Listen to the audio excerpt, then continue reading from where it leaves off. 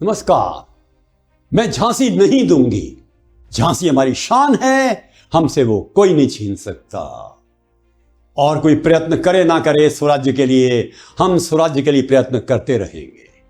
ये शब्द गूंजते हैं आज भी हमारे कानों में, हमारे हृदय को स्पंदित करते हैं। आज हम उस झांसी की रानी के व्यक्तित्व के बारे में बात करेंगे। The personality of that great queen Laxmibai. एक अंग्रेज ने कहा था, नाम तो लक्ष्मीबाई था उसका, थी वो दुर्गा जैसी। बचपन में 4 साल की उम्र में ही मां का देहांत हो गया। मणिकर्णिका बालिका थी, छबीली भी कहते थे उसे। पिता पेशवाओं के यहाँ काम करते थे, तो पेशवाओं के महल में ही उसको अन्य बच्चों के साथ शिक्षा मिली। बच्चों के साथ, लड़कों के साथ सीखती गई। भाला चलाना, तीर कमान चलाना, दौड़ना, पिस्तौल चलाना तक उसने सीख लिया। और बाद में ये वीरता उसका एक महत्वपूर्ण लक्षण बन गई।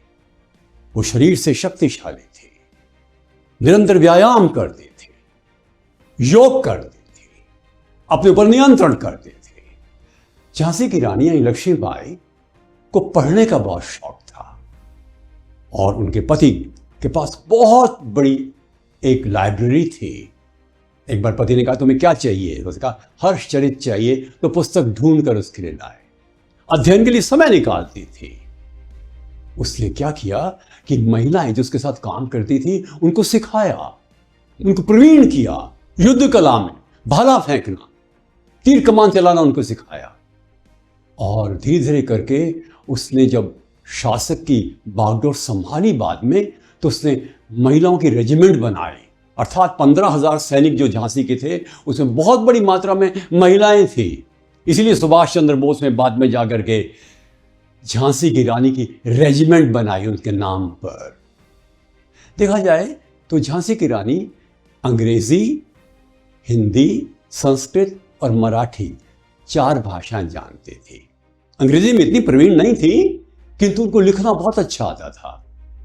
जब डॉक्ट्रिन ऑफ लैप्स को लागू कर दिया डलहौजी ने, तो उसको एक बहुत बड़ा पत्र लिखा जिसमें लीगैलिटी अर्थात जिसमें वैधानिकता, कानूनी जानकारी को उसने स्पष्ट किया।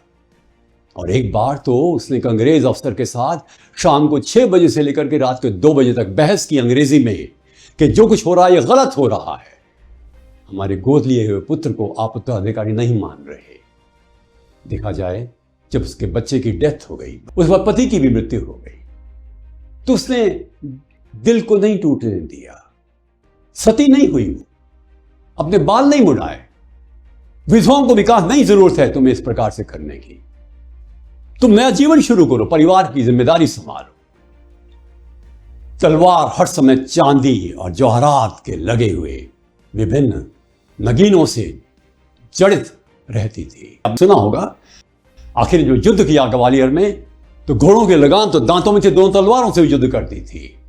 वो कहती थी कि इंसान को हर समय पर न केवल अपनी सुरक्षा पर अपने देश की सुरक्षा के लिए तत्पर रहना चाहिए। किले का पूरा प्रबंधन करती थी, कानून व्यवस्था का ध्यान रखती थी। कई बार अपराधियों को स्वयं दंड भी दे देती थी, डंडे से मार करके। और दरबार में जनता की समस्याओं का समाधान करती थी। गरीबों को अनाज बंटता था मुफ्त में, कपड़े भी बांटते थे, शिक्षा का ध्यान रखा जाता था, स्वास्थ्य की सुविधाएं थी। एक लोक कल्याणकारी राज्य की स्थापना के लिए उसने प्रयत्न किया। वो एक बहुत ही अच्छी शासिका थी, पर अंग्रेजों ने उसको शासन करने नहीं दिया और यहीं पर उसको बहुत बड़ी निराशा का सामना करना पड़ा। उसको झांसी छोड़नी पड़ी। वो ग्वालियर गई। जीवन के अंतिम दिन थे 1858। पर युद्ध तो होना ही था। अंग्रेजों ने युद्ध किया, उसके सिपाही मरते चले गए, अंग्रेजों को भी खूब मारा उसने, उनकी सेना को भी बहुत चोट पहुंचाई।